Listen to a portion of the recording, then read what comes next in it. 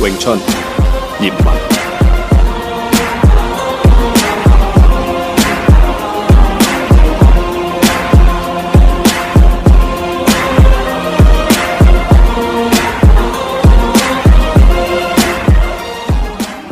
Tahap ketiga. Tahap ketiga itu isinya yaitu yang ini. Oke. Itu nomor 4 ya berarti. Terus yang ini nomor 5. Oke. Terus bongsao nomor 6. Terus yang terakhir adalah ini. Ini adalah satu kesatuan, nomor 7. Change punch. Oke. Nah, apa yang dilatih nih? Gimana cara latihannya? Oke. Saya ngomongin cara latihannya dulu ya. Biar enggak simpang siur. Pertama, sama, paksal, selebar bahu. Kemudian ini ditarik ke samping, teman-teman. Jadi bukan begini. Ya. Di depan kan saya bilang, patokan kita, bagian terluar dari center line itu hanya sebatas bahu. Jadi pada saat kita buka, ya udah selebar bahu. Kalau dari kamera, karena miring, ini kelihatannya di luar. Sebenarnya enggak. Ini selebar bahu, teman-teman. Nah, ini kalau pas kamera depan saya, ini selebar bahu. Jadi saya ngebuka selebar bahu. Kemudian ini ke depan. Nah, ke depan, ini yang sering dilewatkan oleh beberapa praktisi Wing Chun. Menganggap bahwa palm strike di Siu Lim Tao itu cuma ada satu bentuk. Jadi nomor 4 pun kadang suka disamakan. Begini. Ya, jari-jarinya ke atas. Nanti saya sebut ya. Yang ini jari-jarinya ke samping. Dan lebarnya ini adalah selebar rahang. Jadi kalau ini pas tengah kamera, berarti ini center line saya tuh di sini. Center line saya tuh di sini. Jadi ini nggak nutup center line, tapi ini ada di samping. Dan ini tingginya serahang. Lihat jari-jarinya. Jari-jarinya itu agak nyerong sedikit. Ya, agak nyerong sedikit arah jarinya. Bukan begini, tapi agak nyerong sedikit. Itu nomor 4. Kemudian nomor 5. Nomor 5 sama kayak nomor 2. Ini tansao. Elbow-nya sekepal. Telapaknya setinggi bahu. Kemudian ini kita turun ke bawah. Dan ini sama, ini gansao. Lebarnya selebar bahu juga. Jadi jangan ngelebarin dari bahu ya, cukup segini. Dan ini elbow-nya juga jaraknya adalah jarak opening yang tadi tuh, yang di awal. Ini selebar bahu. Jadi jangan sampai diturunin segini. Kalau segini kan elbow-nya kejepit nih, dirusuk, nggak ada jarak satu kepal. Ini jadi harus jaraknya satu kepal. Terus nanti naik lagi ngelewatin tengah. Kemudian diputar. Baru di palm strike ke depan. Palm strike-nya, lihat jarinya, ini center line saya. Palm strike-nya itu adalah setinggi rusuk. Dan arah jarinya agak nyerong ke bawah ke sana. Jadi bentuknya kayak gini. Ya, agak nyerong.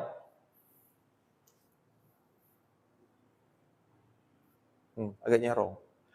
Nah, di sini yang poin jangan dilewatkan adalah pada saat ini dari bawah ke atas ke bentuk tansao, terus kita puter. Jangan pernah begini untuk melakukan palm strike.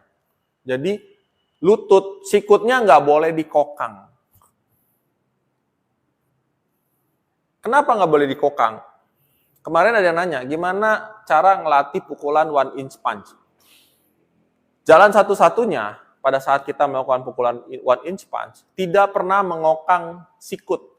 Jadi ini juga sama, jangan pernah dikokang. Sikutnya harus langsung nembak. Ya. Latihan, gimana caranya bisa mengaktifkan lontaran pendek. Jadi dari jarak sekepal, kan ini sekepal ya, kita ngelontar. Kira-kira begitu. Itu yang harus diperhatikan. Kemudian nomor 6. Masuk nomor 6 nih. Bongsao. Ini yang kemarin di VT saya yang terakhir tuh yang latihan single cisau. Itu banyak terkendala. Bongsao bahunya pegel. Karena pada saat kita bongsao di Siu Lim Tao, teman-teman praktisi Wing Chun itu tidak pernah menyadari kondisi bahunya itu dia break even atau tidak. Bong Sao itu tidak boleh break even, tidak boleh tegang bahunya. Dia itu tetap harus break even. Jadi jangan sampai pas Bong Sao itu bahunya naik. Ya, naik bahunya, dinaikin. Enggak. Bong Sao itu segini. Jadi tingginya elbow itu usahakan setinggi bahu dulu. Ya, setinggi bahu dulu. Ya, kalau dari depan teman-teman bisa lihat bahu saya tidak naik. Bahu saya sama dengan posisi yang kanan. Jadi nggak begini. Kalau begini bahu saya kan naik tuh. Ini tetap harus turun. Kemudian pergelangan di tengah.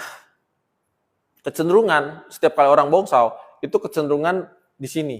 Jadi elbow-nya itu ada di dalam samping bahu. Enggak. Terus pergelangannya ada di samping bahu sebelah sini. Bong Sao itu patokannya pergelangannya di tengah. Ya, terus pergelangan kita itu lebih rendah daripada sikut. Jadi sikut setinggi bahu kan, sikut lebih tinggi sedikit daripada pergelangan. Jadi nggak begini posisinya juga. Ya, dan tidak boleh rata juga. Dia tetap harus turun. Karena sudutnya ini dipakai untuk mendeflect. Jadi kalau rata, ini nggak ada deflekannya. Tapi kalau ini turun, itu dipakai untuk mendeflect. Dan ini patokannya adalah di center line. Dari sini, baru kita ke posisi Tan Sao. Baru palm strike. Palmnya ada dua macam, teman-teman. Ada yang ke bawah, ada yang setinggi dagu. Tapi jari-jarinya ke bawah juga. Ya, jadi bukan berarti udah Tan Sao terus kita begini. Enggak. Bong Sao, Tan Sao, palm strike-nya jarinya ke bawah. Nah, dari nomor 4, dari nomor 2, 4, 5, sama ke 6, kita bisa lihat kalau palm strike, pukulan telapak di Siu Lim Tao itu ada 4 macam.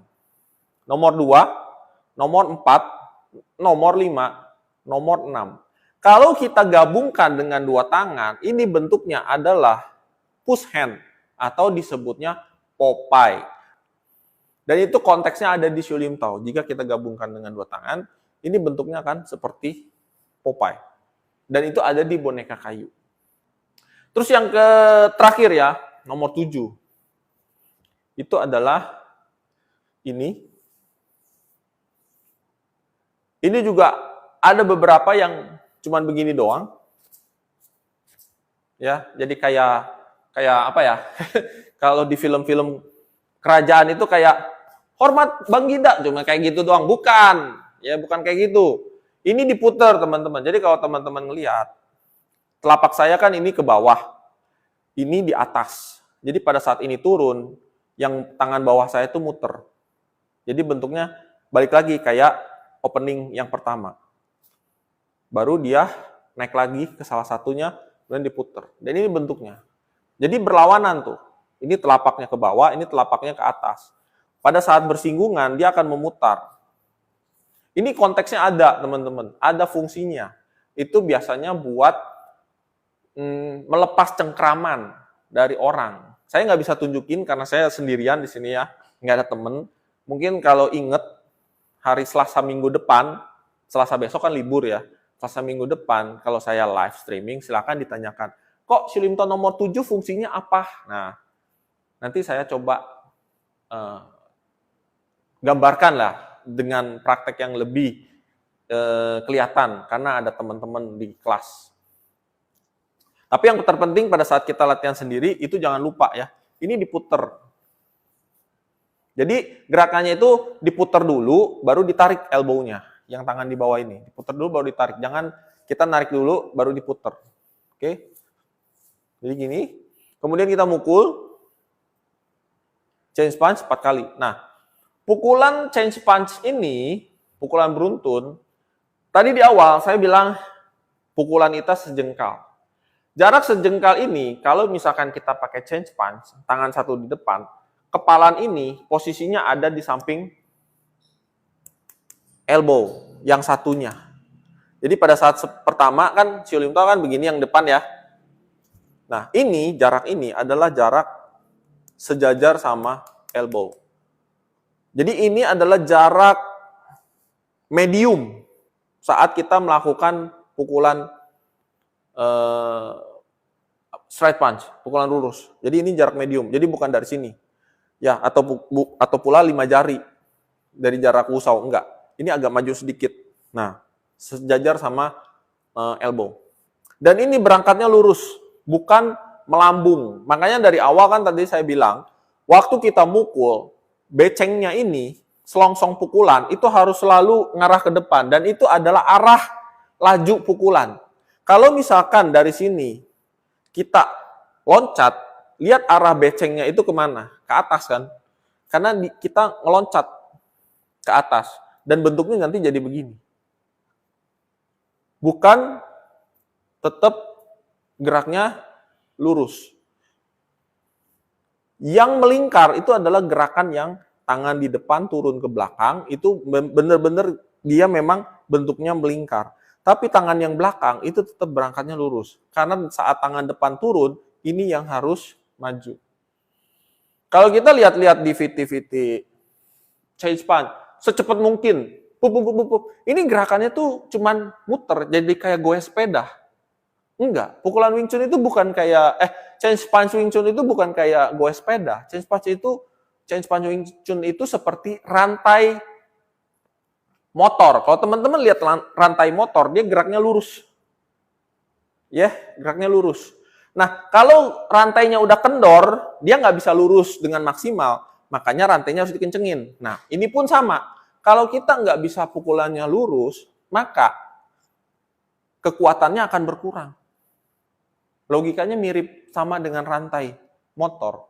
Makanya kenapa rantai motor harus selalu dikencengin. Biar maksimal perputaran roda yang kita punya. Ya memang nggak akan kerasa sih teman-teman.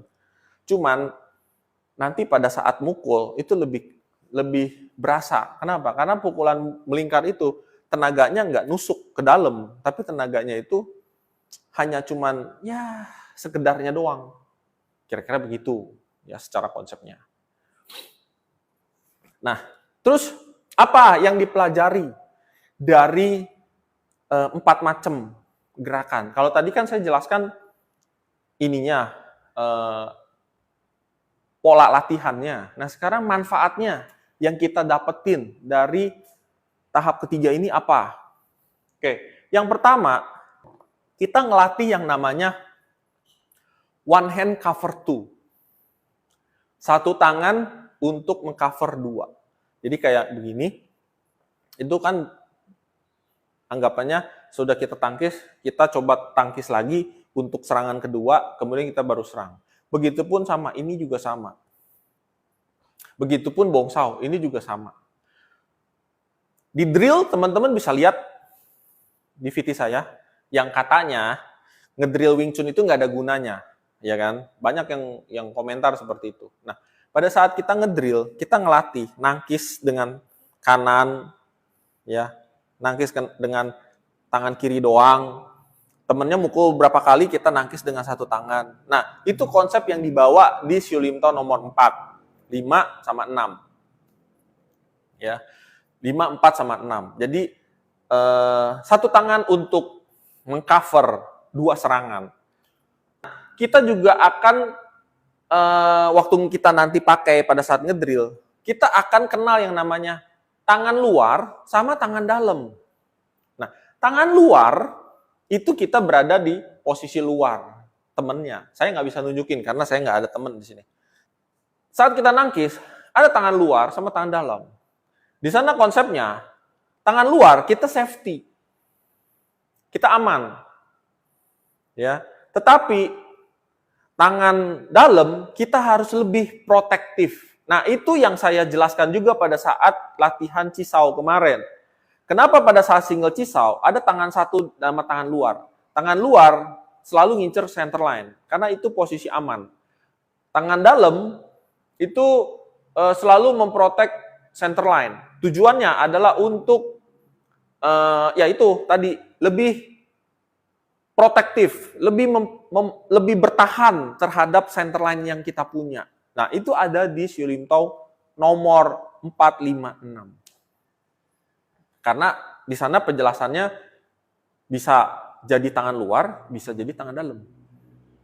Ya, contohnya misalkan Pak Sao, ini bisa jadi nomor 4, itu bisa jadi tangan luar. Itu juga bisa jadi tangan dalam. Ini juga sama. Ini bisa jadi Tan Sao luar, bisa jadi Tan Sao dalam.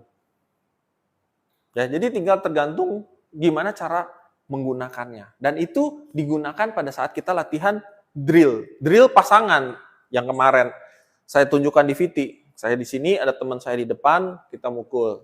Terus gantian, dia mukul, saya tangkis. Tangkis, pak, sebelah tangan, kemudian didukung sama ini, terus sama tanda, pakda. Ya, itu gunanya latihan drill. Tujuannya adalah untuk mencoba mengaplikasikan bentuk-bentuk yang ada di Shu Lim Tao dan pola-pola konteks-konteks yang dilatih di Shu Lim Tao. Begitu. Terus kita ngelatih juga yang namanya itu, yang tadi, yang ditanyakan dengan latihan ini. Kenapa kita ngelatih tanpa ada tarikan elbow? Karena kita melatih short distance, jarak pendek, kita berusaha untuk memberikan momentum. Jadi walaupun pendek, kita usahakan untuk dapetin momentum. Jadi jangan sampai dikokang. Nah, karena momennya akan jauh seperti itu. Nah, kalau misalkan teman-teman udah latihan shifting, ya, ini bisa dipakai dengan hip. Ya, bisa dipakai sama hip. Digabung dengan hentakan hips, ya, goyangan hips. Tapi itu kalau udah latihan shifting, kalau belum susah. Oke? Dan yang terakhir itu adalah change punch. Kenapa pukulan Wing Chun itu selalu di satu titik? Konteksnya balik lagi. Dulu lagi zaman biologi, kita belajar biologi, guru biologi kita bilang, kalau air itu bentuknya kan lembut, ya, lunak, dan bisa menempati berbagai macam tempat, ya, seperti Wing Chun, seperti Bruce Lee bilang.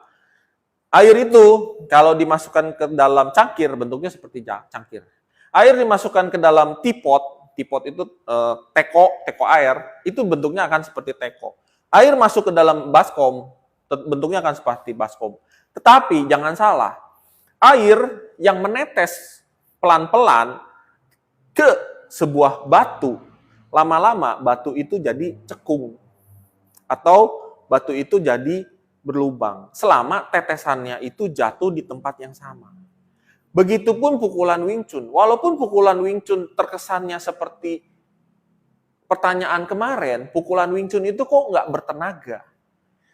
Ya, tapi air yang tidak bertenaga aja bisa membuat batu itu cekung atau berlubang karena tetesannya yang jatuh pada titik yang sama. Nah, itu poin yang dilatih saat kita melakukan change punch. Makanya kenapa yang tadi saya bilang bahwa change punch itu bukan muterin roda, tapi dia harus seperti rantai. Sama seperti rantai, kalau dia bergerak maju, lainnya cuma satu. Dan poinnya cuma satu. Poinnya sama, arahnya sama. Ya, walaupun dia tetap diputar sama gear, tapi sebelum masuk ke gear itu arahnya tetap sama. Makanya kalau itu kendor, harus dikerasin supaya pergerakannya maksimal. Begitupun pukulan Wing Chun. Pada saat change punch ini memang harus lurus dan jatuhnya di titik yang sama. Supaya satu momentum masih bertahan, belum tentu pukulan kedua. Belum tentu momentum yang ketiga, belum tentu keempat, kelima, keenam. Walaupun, sekali lagi, pukulan Wing Chun itu tidak bisa dipakai kayak di film-film. Ya. Tapi pada saat kita memakai 2 kali, itu sudah termasuk pukulan beruntun. Kita masuk 3 kali, itu sudah pukulan beruntun. Kalau sekali bukan, itu kan single. Kalau pukulan 2 itu double, tapi tetap udah masuk pukulan beruntun. Nah, jadi itu beberapa poin yang perlu diperhatikan saat kita latihan Shu Lim Tao. Dan kenapa harus begitu? Itu juga teman-teman harus memahami juga. Saya cuma berikan secara garis besar aja teman-teman. Karena kalau saya berikan banyak, bisa-bisa di sana pasang kasur sama bantal. Kalian bisa tidur. Karena saya juga pernah jelaskan ini selama 2 jam di kelas. Itu mereka semua pada nguap. Kenapa? Sekali lagi, kalau teman-teman belum pernah mencoba latihan Wing Chun, belum pernah nyoba latihan Shu Lim Tao, belum pernah nyoba apa yang saya jelaskan, teman-teman pasti tidak akan pernah ngalamin. Kalau teman-teman tidak pernah akan ngalamin, jadi apa yang saya jelaskan hari ini adalah semua omong kosong. Ya, semua omong kosong. Sama seperti misalkan saya bilang, guys, ini kopi pahit tapi enak. Teman-teman yang nggak pernah ngerasain kopi yang ada di gelas saya ini, pasti akan bilang, saya bullshit. Saya omong kosong. Tapi kalau teman-teman yang sudah coba ini, teman-teman akan bilang, oh iya kok Glenn, kopinya pahit. Tapi saya nggak suka rasanya pahit. Saya lebih suka ditambah dengan gula. Tapi setidaknya teman-teman tahu, sepahit apa kopi yang ada di dalam cangkir ini. Jadi tidak dengan percaya semata-mata dengan omongan saya yang tadi. Ini kopinya pahit teman-teman. Sama seperti Shu Lim Tao yang tadi saya jelaskan. Kalau nggak pernah latihan, nggak pernah nyoba, nggak pernah membuktikan. Sekali lagi, omongan saya pada malam hari ini semuanya omong kosong. Oke? Kira-kira itu aja teman-teman.